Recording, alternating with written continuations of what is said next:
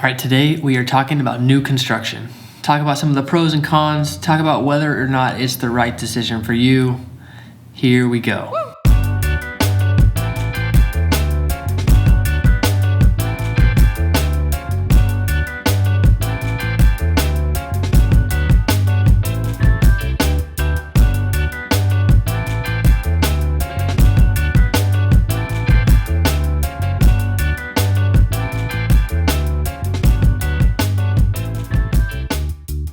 I'm Sam. Welcome to the Living in Tampa, Florida channel. Every single week, we make videos that help you decide if moving to Tampa is right for you and give you a glimpse of what it's like to live in Tampa. If that's something you want to follow along with, make sure you subscribe and hit that little bell so you get notifications for our new videos. I am a licensed realtor in the state of Florida, so if you have any real estate specific questions, I would love to hear from you. Other questions are fine too, but real estate is my specialty. My number and email are right there on the screen and down in the description below. Also in the description below, there is a link to my calendar if you want to just schedule a Zoom meeting or a phone call. That is super easy as well. All right, today, new construction. A lot of people reach out to me and ask about new construction. They see it on Zillow, probably. It's probably how most people see houses. I think that's how most people search for homes. And looking for houses in this Tampa area, those new builders, they promote their listings and you see them and they're beautiful. They're beautiful homes, and maybe they're cheaper than the homes that you're used to in your area. Maybe they have a little nicer amenities. Obviously, they're probably closer to the water. Maybe they have pools, and that model home is just stunning. Of course, I get it. And then you're convinced, I want to move to Tampa and I want to build a house. And maybe I've waited to build a house, and now's my chance. Not a bad idea. And some of these new communities are amazing. This one, Epperson up in Wesley Chapel, they say it's the nation's first crystal lagoon. It's this big freshwater pool right in the middle of the community. Also, hang on, they said nation's first. So that makes me question, are there some of these internationally? Maybe some of you can look that up for me and find out. But this one, they brag, is the nation's first crystal lagoon community. And it's actually really cool. It has like a beach, and this isn't that close to the beach, probably an hour away from the beach. But they have their own like giant pool with a beach and like a little tiki bar at it, and these like inflatable obstacle courses in the water. If you're gonna live in like a suburban area, this is a really, really cool feature. But let's start with, is new construction right for you? And as I always say, like these kind of choices are so personal. So there's these three categories that I want, or three questions I want you to answer, and if you feel good about those, then new construction is probably the right route for you, and you can stop the video there. But if you're kind of questioning it, then go on ahead and we'll talk about some of the pros and cons of new construction and some of what the Tampa market for new construction is like right now. Well, let's do these in reverse order. Reason number 3, and we're going to finish with the best one. Reason number 3, you know exactly what you want. You have a very specific layout in mind. You have very specific finishes in mind, and you want to choose them with the builder in the design studio. You want to go through that process. That is a good reason to move toward new construction. Number 2, you're not in a hurry. You can wait. Maybe you're working from home, or you're retired, and you're going to build a new house here and move down when it's finished. Even if that takes a year, even if that takes a year and a half, like you can wait. That's a good reason. But the number one reason why you should do it is if you really want it. And you have all kinds of reasons. You have different reasons than I would have, and you have different reasons than your new neighbor will have in your new home here in Florida. But if it's very important to you, if it's something you just want, then you should have it, or you should try to have it. And you should call me and we'll talk about it and help you find it. Okay, what's it like to buy a new house in Tampa right now? Builders are trying to attract buyers, and they have agents that work for them that, not just agents in these model homes, but agents that are answering the phone when you call, when you reach out through Zillow, that are working for them. And it's that person's job to sell you a new house. It's not that person's job to represent you. It's that person's job to convince you that you have the time, you have the money, you want the control, you need this new house, you deserve this new house. Those people are trying to sell you. They work for the developer who built the house. They do not work for you. This is an important factor in buying a new house. Maybe you feel very comfortable with negotiating, or you feel like you're gonna figure it out. That's fine. If you feel that way, go for it. Like I have no qualms with that. But if you feel a little bit uncomfortable with that, or you feel nervous that you might be asked a question you don't quite know the answer to, then reach out to a realtor. It's important when you buy new construction. No, I'm not gonna say it's important. It's helpful to you and to your agent if you sign a buyer-broker agreement. This just means that you're pretty much signing a contract between you and the agent that gives the agent permission to collect a commission when you buy a house. Now, when you go with your agent to a new construction, a model home like this, to design office, and you have that relationship contractually, they are going to treat your agent very differently. If you were to visit town and we were to just walk into those model homes without that, they are going to think of you as the customer and me as the obstacle. And they are just going to try to connect with you and sell to you. But in that scenario, you miss out on having someone else advocating for you. And this is what I do. This is what I do every day. And this is what I am growing in every day and trying to be better at every single day, is advocating for my clients and making sure that they get the non-negotiables that they are after, that they get the home they want, and that they are treated respectfully in the process.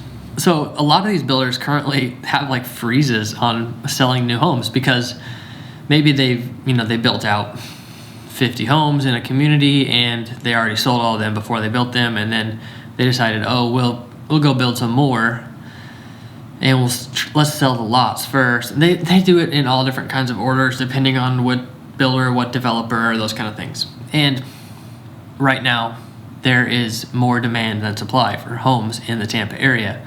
So they have all the power. The sellers have all the power, and they get paid in so many confusing ways. They get lot fees, they get impact fees, and then they build the home, and they're charging obviously for the materials and the labor and marking all of those things up.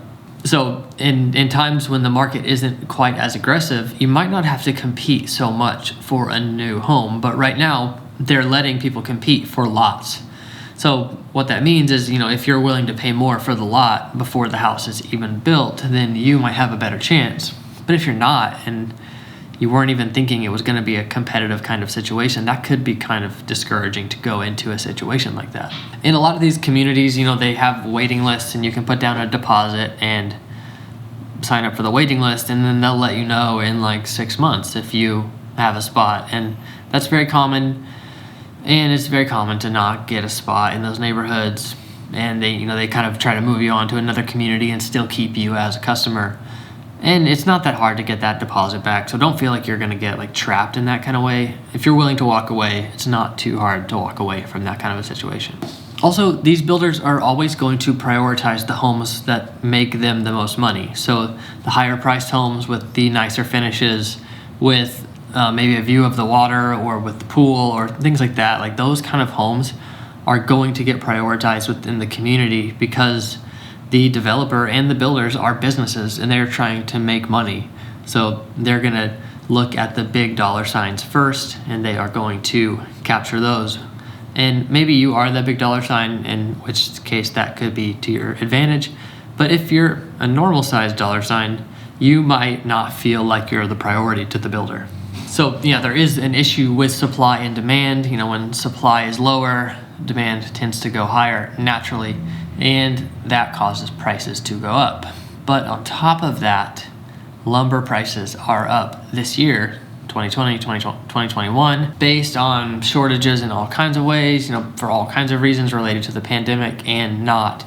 But lumber is up almost 200%. So you're just building materials for the house are quite a bit more expensive and have quite a bit more lead times. I even know some people that flip homes, and to get like an appliance package, the refrigerator, dishwasher, oven, microwave, those 4, to get that like package, that like contractor package, is taking like 6 months now. You used to be able to get that within a few weeks just from one of the big box stores, but now even those things are like 6 months out. So that whole supply chain of things related to building homes, related to filling homes with furnishings, is very, very backed up. Impact fees have also gone up, and these are charged by like the city, the county, and the state related to building. And the impact is you need utilities, you need these kind of things, and you have to pay to cause that impact on the community. And those things have gone up, and those lead times have gone up so much. I actually have a family member building a house just north of here right now, and that's the biggest shock to them, is their impact fees are $15,000 more than they expected. So those kind of things, are just kind of those hidden fees. It's not like anyone's really hiding them from you. It's just that if you haven't built a lot of new houses, it's hard to know those kind of things. And overall, the Tampa market has about 1 month of inventory. And let me kind of break that down a little bit to say what that means. In a normal real estate market in the Tampa area, there's about 6 months of inventory. So say, these are smaller numbers than reality, but say that every month 1,000 homes are closed and moved into in the Tampa area. That would mean there need to be 6,000 homes on the market. But currently there's only 1,000 in that scenario. So with that limited supply, it gets even more competitive, where there's multiple offers in all kinds of price ranges. But a lot of people have this idea that they're going to move down here and build, and so that is causing a very strange competitive nature with these new builders. All right, so we got through some of that information, and that's just information I want you to have. And maybe you've read that or heard that somewhere, but I want to refresh that in your mind if you're thinking about building a new house in the Tampa area. And now we're going to get into some of the pros and cons. All right, first pro, everything is new. It's kind of like getting a new car or new clothes. Most people get new clothes, but there's no one else's wear and tear on a new house. And if you've lived anywhere previously, you know what I mean. You've lived in an apartment or a house, you've bought or sold or rented. You've seen the wear and tear of other people. In a new house, you're not going to have any of that. It's all going to be fresh for you to wear and tear on your own. In those first few years, your maintenance costs are going to be pretty low because everything is new. You're not expecting to need to do any electrical work or appliances or hot water tank or air conditioner, nothing like that. Your roof, you're not expecting anything to be an obstacle. You're not expecting to spend any money out of pocket to maintain your own home. Also, some of those appliances are going to be very energy efficient, with the house working together with those kind of systems a lot better nowadays. Your windows are going to seal better. Your walls are going to be properly insulated. Your attic's going to be properly insulated. Those appliances are going to run well. And that is really nice. So that means your electric bill might be a little bit lower than you expect, or then compared to a pre-existing home. And that is a nice touch.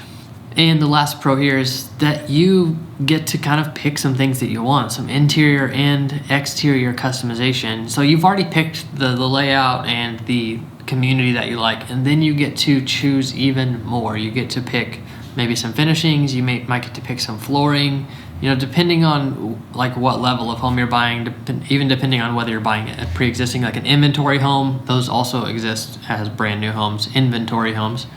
And you have all kinds of different levels of customization there that you get to control. Actually, one more pro, and this is also kind of a con. It's kind of confusing. The builders often, say that they, cover your closing costs or cover $10,000 of closing costs. And that is a pro. You could legitimately be spending less out of pocket to move into a new home, but it's also a more expensive, they're going to convince you to spend that in other ways, whether it's on finishings or, even just a more expensive home. So it's not free. It's not free money. In economics, there's the phrase, there's no such thing as a free lunch. So it kind of balances out.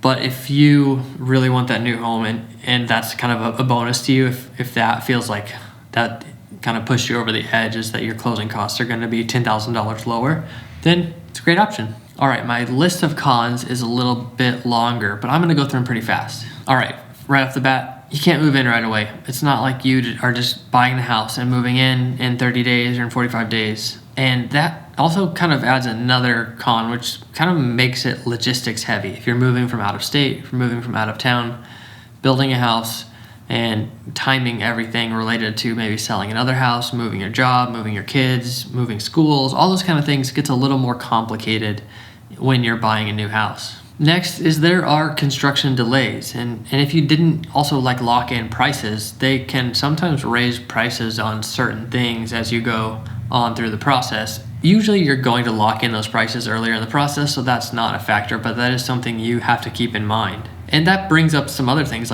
there's also just hidden costs, like the impact fees, the lot fees, those kind of things. All those things are going to be factors, and I think of those as cons because those aren't expenses that you have related to buying a pre-existing home. Other hidden costs are like the upgrades. You have to keep in mind, especially if you don't have a realtor working with you, that these people are still going to keep trying to sell you upgrades. They still make money on each of those little things, and they want to get more money out of you. Their whole system is designed for you to pay more. All right, a couple more cons.